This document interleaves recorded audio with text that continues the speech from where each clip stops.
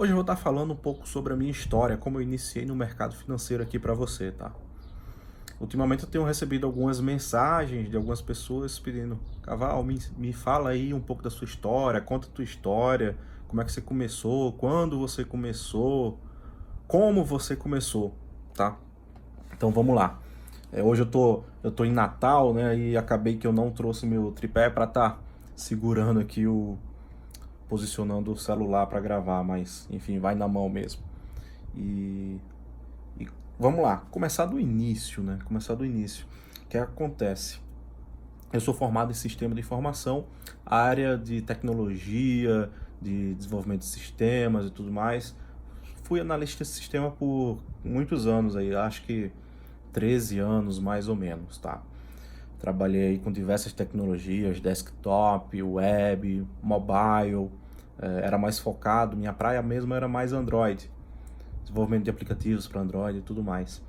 E o que acontece? Em 2014, eu estava ali recebendo férias, recebendo parcela do 13º, depois do 13º inteiro, né?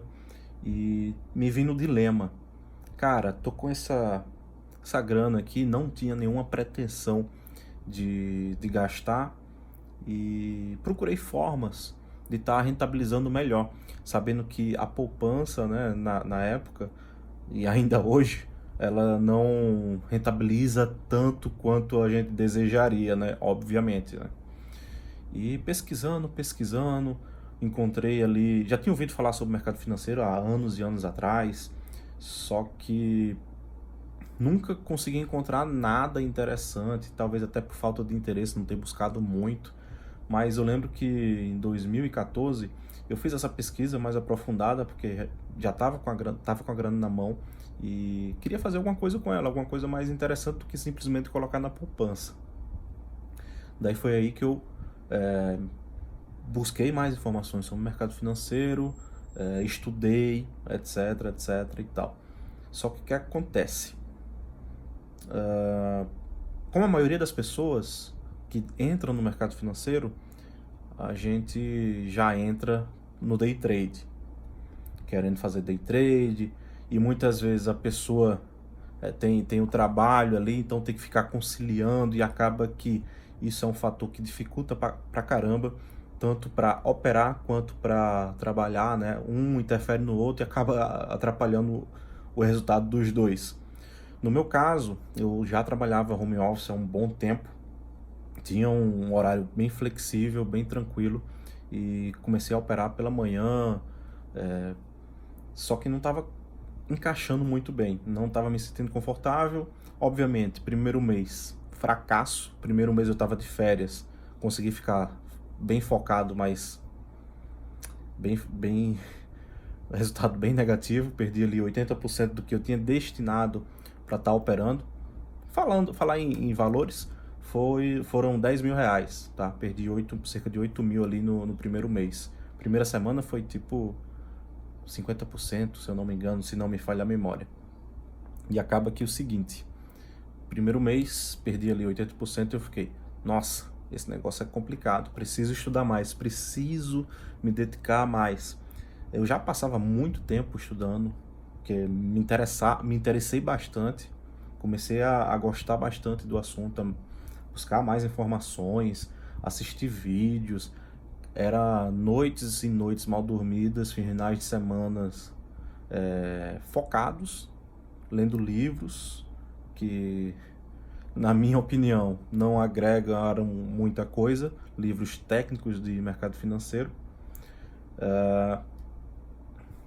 Me senti preparado novamente. Nesse meio tempo eu tinha parado aí um pouquinho, tinha dado uma parada para estudar, focar para me sentir mais preparado. Voltei, fechei negativo. Mais grana perdida de uma maneira rápida, etc e tal. Aí o psicológico já entra em ação, né? Nossa, velho. Aí comecei a pensar, cara, tem que ter alguma coisa que eu consiga me adaptar melhor. Até por causa do trampo, que daí era complicado conciliar os dois, né? E na época, para mim, apareceu as opções de ações, né? Que hoje, para mim, é a mil maravilha no mercado financeiro.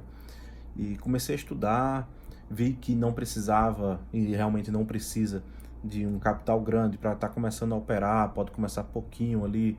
Cada opção, por exemplo, cada opção de ação, ela pode valer aí, pode custar de 10 centavos, 1 centavo também, mas eu não gosto desse tipo de operação. Pega ali as opções de 10, 15, 20 centavos, consigo estar operando. Tem opções mais caras, obviamente, 50 centavos, opções de R$ 1, que dependendo aí do que eu quero fazer, do que eu quero montar, eu consigo, né, pegar esse tipo de operação, de opção.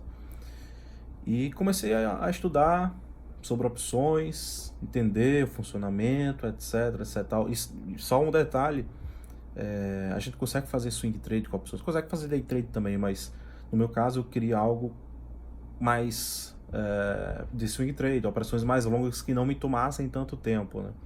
E comecei a estudar as opções e tal, e foi aí onde eu me encontrei.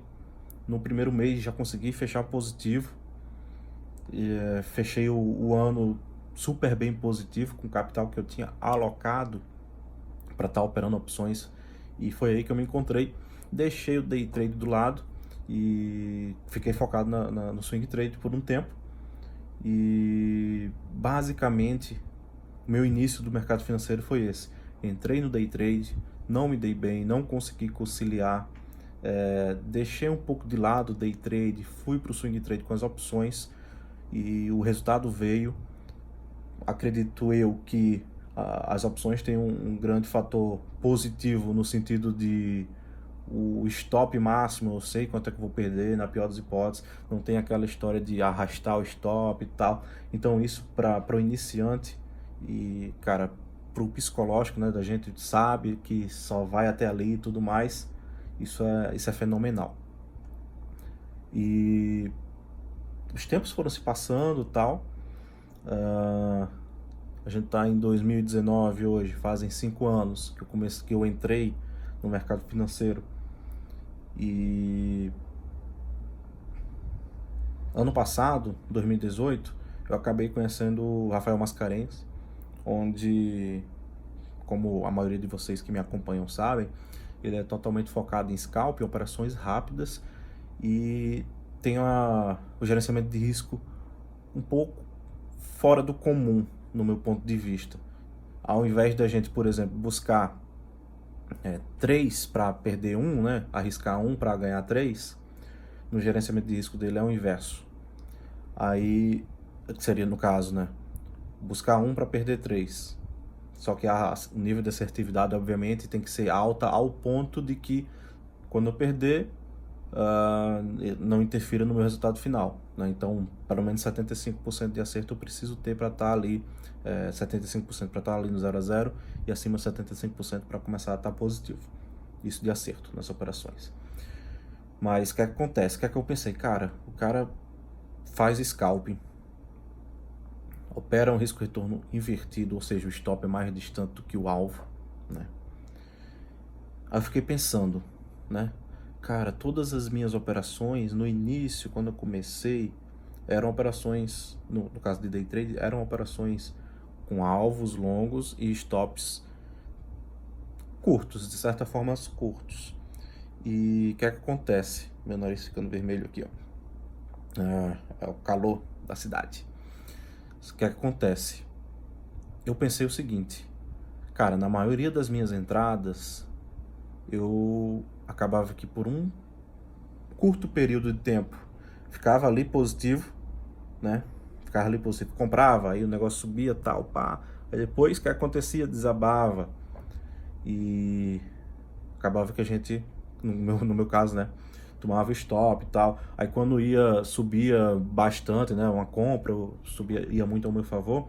Lá vai, a gente coloca o stop 0 a 0, até mesmo coloca o stop positivo, só que logo em seguida o mercado vem e estopa, né? Isso foi bastante comum para mim e eu vejo que é bastante comum para a maioria das pessoas que entram no mercado financeiro. E o que eu quero dizer com isso? Quando eu vi risco e retorno invertido, cara, como é que eu nunca pensei nisso? Foi uma virada de chave assim na minha cabeça que fez total diferença. Cara, se eu tivesse feito isso, teria sido diferente para mim. Além disso, né, as coisas foram evoluindo, as plataformas foram evoluindo. Hoje temos aí plataformas que a gente consegue fazer replay do mercado de maneira simples. E uma coisa que nunca, quando eu era iniciante, eu nunca tive a paciência e disposição de fazer foi o famoso backtest. Que isso, hoje eu acredito bastante que faz uma puta diferença. Vou te explicar o porquê. Vamos imaginar o seguinte, você hoje vai aprender, está começando no mercado financeiro, aprender uma estratégia e tudo mais. Você vai lá diretamente para o mercado real, a maioria das pessoas vão. Eu fui, na época não tinha backtest também, mas isso não era desculpa, podia ter feito backtest na mão, é uma possibilidade.